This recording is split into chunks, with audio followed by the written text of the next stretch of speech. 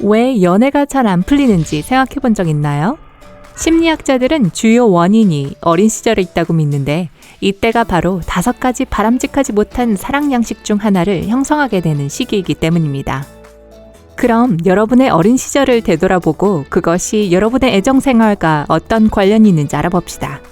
우리가 사랑하는 법, 당신의 애정 스타일을 발견하고 결혼 생활을 개선하세요에서 부부 및 가족관계 치료사 밀란가 K 예르코비치는 어린 시절 경험이 사랑스럽고 헌신적인 관계 형성을 방해하는 특정 애정 패턴을 어떻게 형성하는지에 대해 이야기합니다.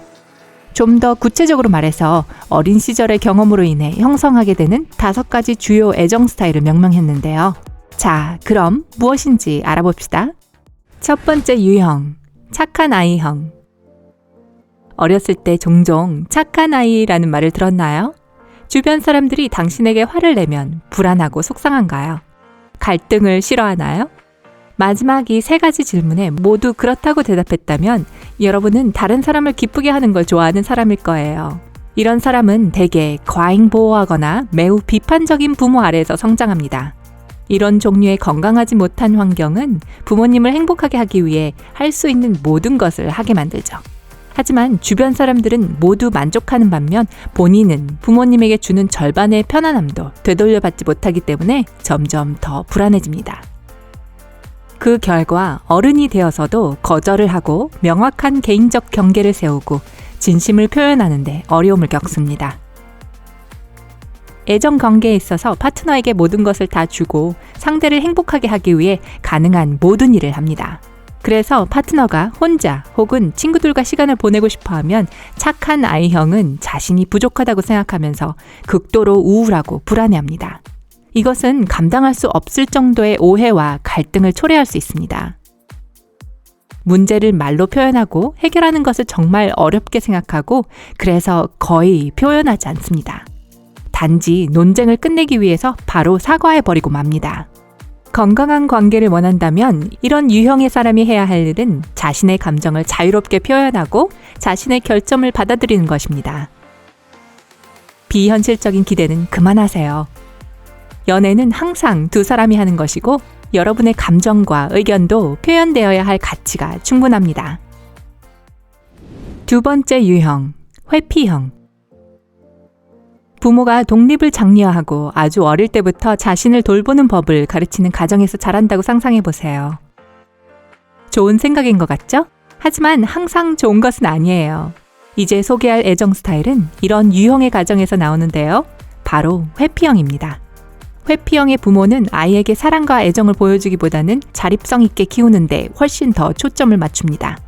착한 아이형처럼 회피형은 부모로부터 어떠한 위안도 받지 못하고 자신의 개인적인 걱정, 불안감, 그리고 문제에 대해 부모에게 결코 이야기하는 적이 없습니다. 이런 경험은 감정을 억누르는 것을 가르치는데 이는 어른이 되어서도 그대로 이어집니다. 회피형은 매우 논리적입니다. 자신만의 공간을 즐기고 절대 감정에 치우치지 않습니다. 게다가 다른 사람이 강한 감정을 표현하면 매우 불편함을 느낍니다. 그렇기 때문에 이런 유형의 사람이 갖는 관계에서의 가장 큰 문제는 파트너와 진정으로 유대감을 느끼기 힘들기 때문에 정서적 공감대가 존재하지 않는다는 것인데 문제에 대해 터놓고 말하는 대신 회피하는 것을 더 선호합니다.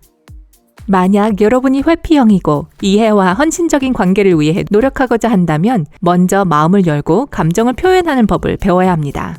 상처받기 싫다는 거 알지만 파트너와 강한 정서적 공감대를 형성하는데 중요한 부분입니다. 작은 단계부터 시작해서 친구들과 연인에게 매일 조금씩 더 마음을 열어보세요. 처음에는 어색하고 힘들겠지만 시간이 좀 지나면 아무 문제 없을 거예요. 세 번째 유형, 동요형. 동요형 성인의 연애 생활에 큰 영향을 미치는 어린 시절의 주요 문제는 예측 불가능한 부모입니다. 이런 유형은 아주 어린 나이부터 자신이 부모의 우선순위 목록 최상위에 있지 않다는 것을 깨닫습니다. 이것보다 아이에게 더 해로운 것이 있을까요? 동요형은 부모가 사랑, 지지, 애정을 보여주기를 기다리는 것에 익숙하지만 부모가 마침내 그렇게 해줄 때는 너무 화가 나서 그것을 받아들이지 못합니다. 이러한 유년기 환경은 버림받을지 모른다는 깊은 공포 및 애정 관계에 큰 영향을 미치는 모든 유대감 표시에 대해 과민 반응을 보이도록 만듭니다. 어린 시절에 전혀 받지 못했던 안정적인 사랑을 찾기 위해 노력하면서 한 가지 결정적인 실수를 저지르는데요. 상대를 이상화하는 것입니다. 좋아하는 사람이 생길 때마다 완벽한 영혼의 반쪽을 찾았다고 생각하면서 바로 그 관계에 뛰어듭니다.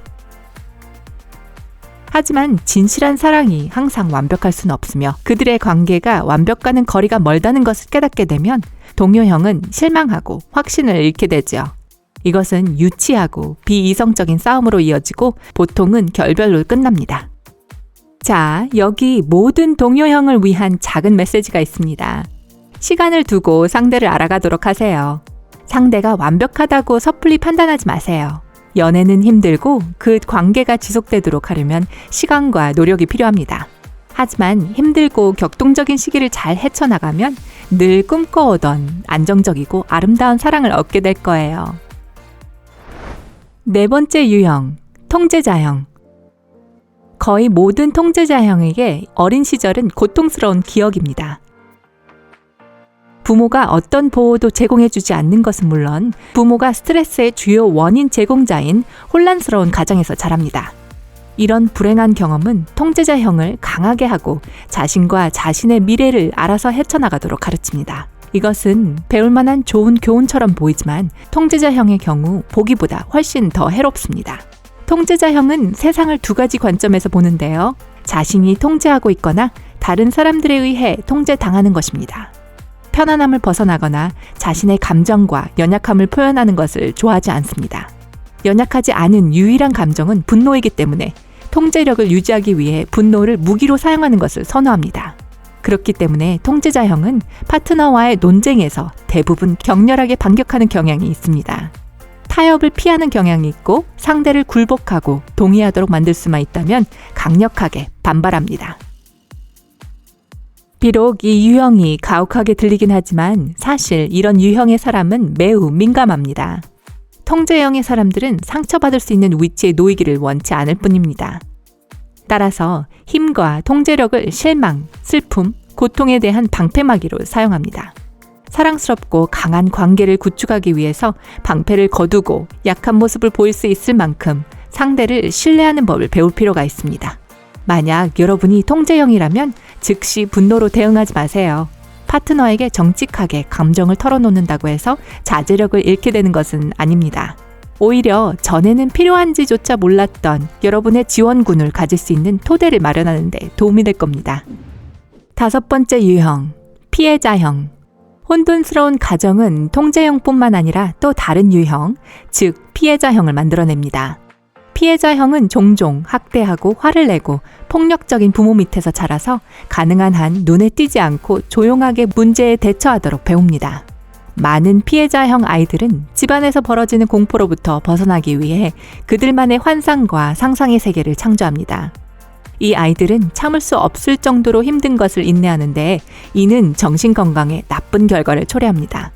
대부분의 경우 이러한 극적인 경험은 심각한 우울증과 불안으로 이어집니다. 성인이 되었을 때 피해자형은 적응력이 매우 뛰어나고 흐름에 따라가는 것을 선호합니다. 내성적이고 수줍어하며 남의 시선을 의식합니다. 물론 이런 점은 로맨틱한 사랑에 전혀 도움이 되지 않습니다. 학대나 폭력 없이 사는 것이 어떤 것인지 알지 못하기 때문에 지배적이고 통제하기 좋아하고 심지어 잔인한 파트너에게 끌리는 경향이 있습니다. 그리고 아주 어린 나이부터 자신에게 닥친 어떤 나쁜 일이라도 참는 법을 배워왔기 때문에 자신을 옹호하고 과감히 떠나는 것을 매우 어렵게 여깁니다. 좋은 사람과 함께 행복하게 살기 위해서 피해자형은 관계를 맺기 전에 자신의 개인적인 문제를 먼저 해결해야 합니다. 먼저 자신을 사랑하고 자신을 향한 어떤 부정적이거나 무례한 행동도 참지 마세요. 자기 자신 편에 스스로 서지 않는다면 그 누구도 당신 편이 될 수 없습니다. 과거의 고통은 잊고 자신을 위한 행복한 미래를 만들어가기 시작하세요. 여러분의 애정 스타일은 이 중 무엇인가요? 아래 댓글에서 알려주세요. 이 비디오에 좋아요를 주고 친구들과 공유하고 구독을 클릭하는 것을 잊지 마세요. 항상 밝은 면에 머무르세요.